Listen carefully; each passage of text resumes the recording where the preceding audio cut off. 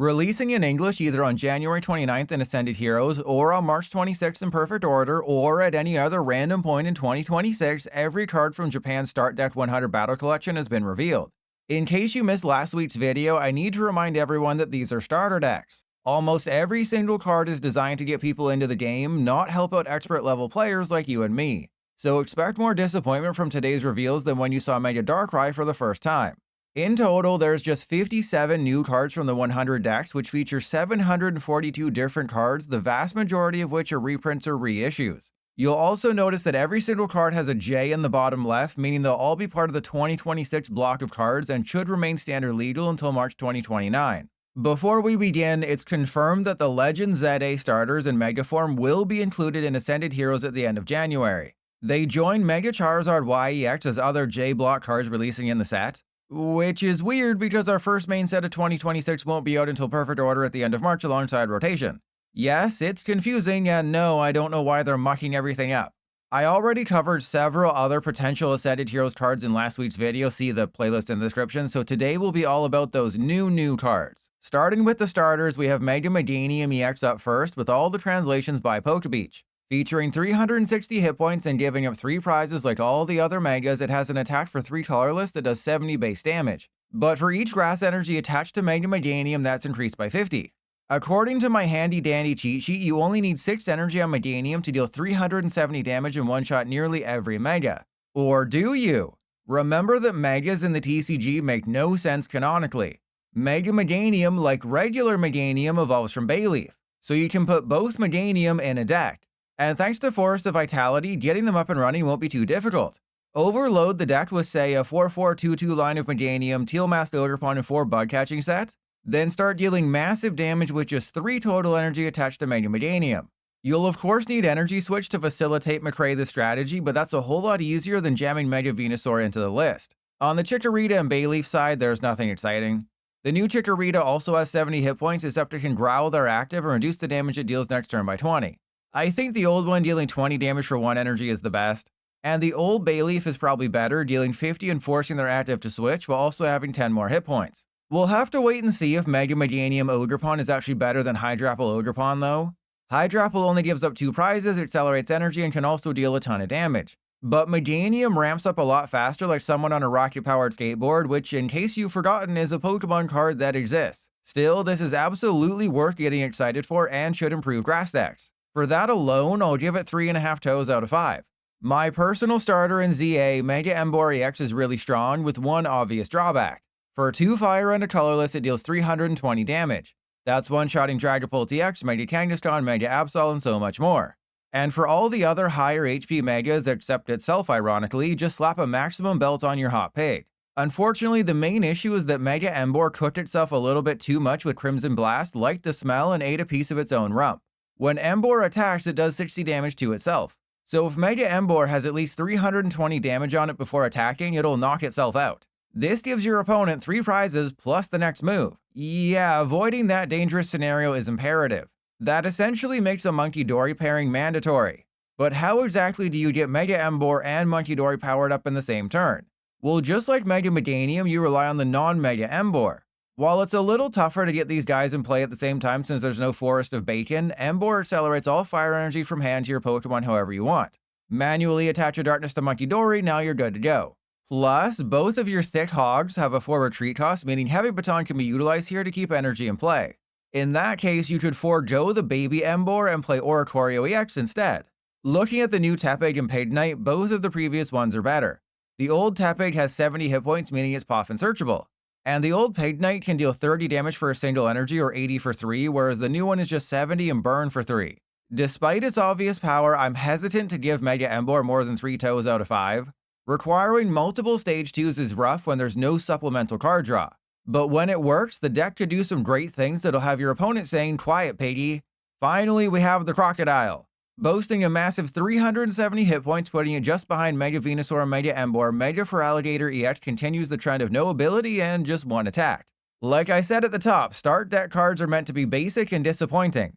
Well, as we've seen with the new Megas, at the very least you can kinda cross out the disappointing part. For 2 water and a colorless, Mega Feraligatr does 200 base damage plus 200 more if they have a single damage counter on them.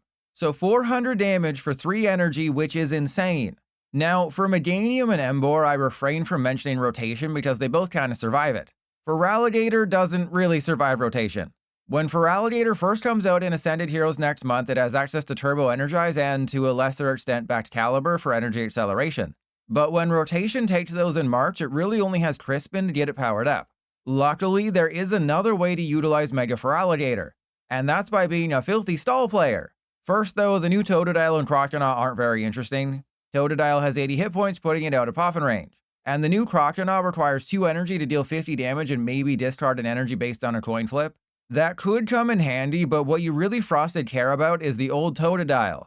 For a single energy, it deals 10 damage and prevents retreat. So bring up a Latias EX or something and stall them with a 370 hit point Mega thanks to Relicanth. Or go with the old strategy of Monkey Dory Torrential Heart Feraligatr, trapping and hitting hard while spreading damage counters. All the while, you're building up a Mega Feraligatr in the background through Crispin or manual attachments. Regardless of how rotation affects Mega Feraligatr, I'll give it 3 toes out of 5 right now. Because while it could have some tough obstacles to overcome post-rotation, the fact that a start deck card can deal 400 damage without a crazy amount of work is nutso. Moving along like the All-American rejects, let's focus on the regular EXs in the start decks. Joining its brother and sister in mediocrity, Regice EX also does 140 damage for 4 energy. Except where Regirock boosts it to 280 against stage 2s and Registeel reduces incoming damage by 50, Regice is all about paralysis because freezing doesn't exist in the TCG. By discarding 2 energy from Regice, you paralyze their active. Except as I pointed out in my recent Pawmot gameplay video, paralysis has a huge drawback. Eventually, you have to take a knockout, so they'll be able to KO your Regice with any semi-viable strategy.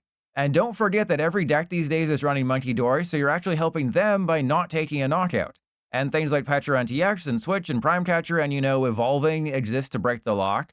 If you want to try a water paralysis deck, just run Weavile with Power Glass. It's not great either, but at least you can know what it feels like to lose with this archetype before Regice comes out. Then we have one of the most confusing EX Pokemon ever, Voltorb.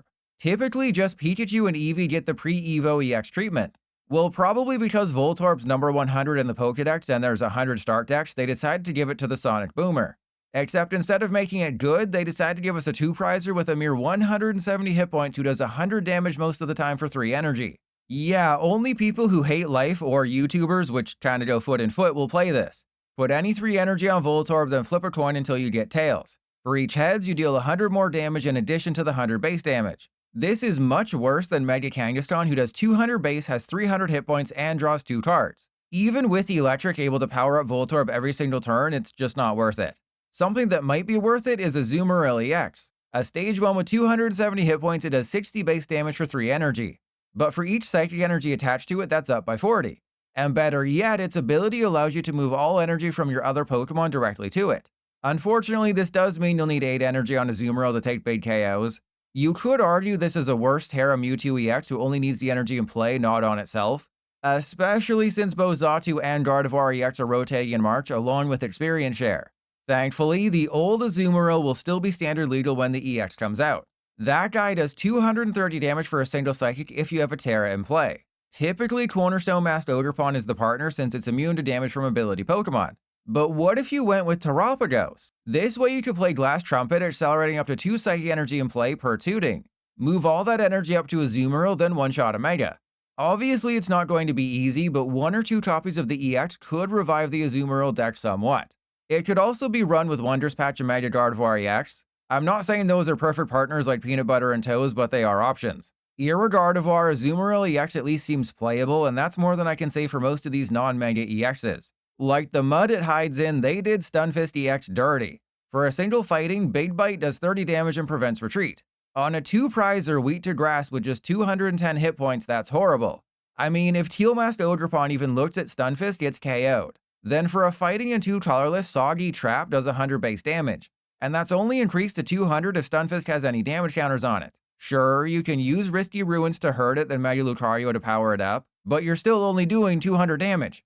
Harry Mama is light years ahead of Stunfisk in terms of usefulness alongside Mega Lucario. So this Stunfisk will be relegated to the bulk pile for its entire existence. When creating Mandibuzz EX, the Pokemon Company looked at Arbok EX, saw how unplayable it turned out to be, and decided to just do that again. For 3 energy, Mandibuzz does 160 damage and discards a random card from your opponent's hand. Arbok EX, meanwhile, is 150 damage for 3 energy, discarding 2 cards, though they get to choose them. Random or not, Mandibuzz EX sucks. And it's not like there's any synergy with the baby Mandibuzz. The EX only snipes 50 for 2 energy with Boner Shot. Baby Buzz can force them to bench a 70 hit point or less basic, so you'll fail to KO even a Dreepy. Ultimately, despite being kind of a complicated card for new players, Mandibuzz EX doesn't give me a boner.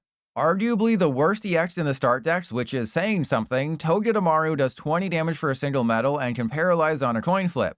Then for 2 energy it does 80 damage. But if it somehow survives, which it won't considering that the Hedgehog only has 190 hit points, Spiky Rollout is boosted to a disappointing 160 damage.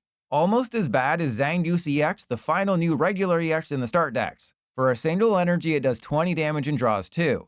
Then for 3 energy it does 180 damage and punches itself in the balls for 30. So if you ever decide to attack with this thing, it's basically a 170 hit point 2-prizer. Yeah, both of these are so unplayable, I'm not even going to compare them to anything. But there is another. Erica isn't the only new trainer getting cards next year. Larry also joins the fray, and it won't be too much work to build a deck around him. His EX is the Dunsparce, though it needs Kamala Harris in order to truly work. For each Larry's Kamala you have on your bench, you can accelerate an energy card from your hand to your active Larry's Pokemon. Unless the translation is incorrect, this means Ignition Energy or any other special energy can be placed on Larry's the Dunsparce EX. That's important because the Dunsparce flips a coin for each energy attached to it, then does 80 damage for each heads. Even if you can't find Ignition Energy, you can put 4 energy onto Dunsparce with Kamala, then manually attach a 5th. If you flip 3 out of 5 heads, that's 240 damage. Get 4, that's 320. I know TCG Live won't let me live the dream, but the opportunity to cheese a ton of wins with the Dunsparce EX is absolutely there. But Larry's workday isn't done yet. Another user of Kamala and Ignition Energy, though you could easily get by with basic energy, is Staraptor. Fulfilling the Poison or Burn won't be as easy next year when Brute Bonnet's gone, but if it's affected by either of those status conditions, it deals 160 damage for 1 energy. Otherwise, Feather Strike does 150 to their active and 50 to a bench Pokemon at the cost of discarding 2 energy. This would be perfect in a de-evolution deck, except TM de-evolution rotates in March. I know I'm mentioning rotation way too much in these preview videos, but when we lose all those G-Block cards, Standard's going to be vastly different. If Larry's cards are out in Ascended Heroes, which seems highly likely, Staraptor could have 2 glorious months. After that, maybe not so much. Showing just how much the Pokemon Company hated Lily by only giving her 5 cards, Larry also gains access to Rufflet and Braviary. Like most of Lily's cards though, they suck. Rufflet can deal 100 damage if their active already has a damage counter on it. Braviary, meanwhile, can retreat lock and deal 50 damage for 2 energy. Otherwise, it tops out at 120 damage for 3, hurting itself for 30. Yeah, you can cast these aside from your mind right now. Switching stances like I'm Mael, let's quickly look at the single prize Pokemon in the start decks. I think I might have covered these 2 before, or I'm just getting reverse forgetful in my old age. Whatever the case, Raichu isn't worth playing. It does 150 damage for 3 energy, discarding 1 lightning in the process. Swirlix and Slurpuff are even worse, with Slurpuff dealing less than half the damage of Raichu. Hitmontop's first attack is a Shuffle Draw 6, which could have been useful in a Mega Lucario deck if Solrock and Lunatone didn't exist. As for Groudon, 150 damage for 4 energy is too much for Lucario to bear. Meaning, like my current wives in our poly and amorous relationship, both of these are misses. Breaking up the streak of completely unusable single prizers, we have Carbink. When it's in play, it's both a fighting and psychic type, so it has access to Premium Power Pro, Wondrous Patch, and Lily's Clefairy EX. Unfortunately, the attack requires 2 fighting and a colorless, meaning you can't really play it in a psychic deck.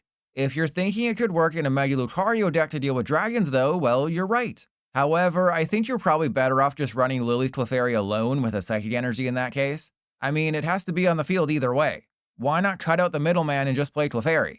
On the bright side, Carbink can one-shot a Mega Lucario once they have 2 or fewer prizes remaining. Ultimately, Carbink's usefulness depends on the meta. If Psychic weak Pokemon start to dominate, then Lucario will love Diance's Fake Pre-Evolution. Coming in the rear, Delcatty could be a useful surprise card against certain decks. For 2 energy, it does 40 damage times the number of energy attached to all of your opponent's Pokemon. For decks like Mega Kangaskhan with Monkey Dory and Mega Venusaur with Meganium, this could give you a handy. Both of those decks regularly have 5 or 6 or more energy in play, which isn't enough to one-shot a Kangaskhan who requires 8 energy in play for you to hit 320. Still, Delcatty might do something someday if the meta goes heavy on energy. And yes, I'm trying to pretend like this is playable. I don't have to pretend with Drampaw, which is about as useful as nipples on a man. 3 energy, 120 damage, and it can't use the good attack next turn. Don't even bother looking at it. Thanks to the start deck, several trainers are getting J-Block reprints, resetting their legality and keeping them in standard for 3 years. These include Judge, Energy Search Potion, Pokemon Catcher Pokeball, and, unfortunately, Crushing Hammer. It's also worth reminding you that Pokepad is coming out next year, which grabs any non-rulebox Pokemon directly from deck for free.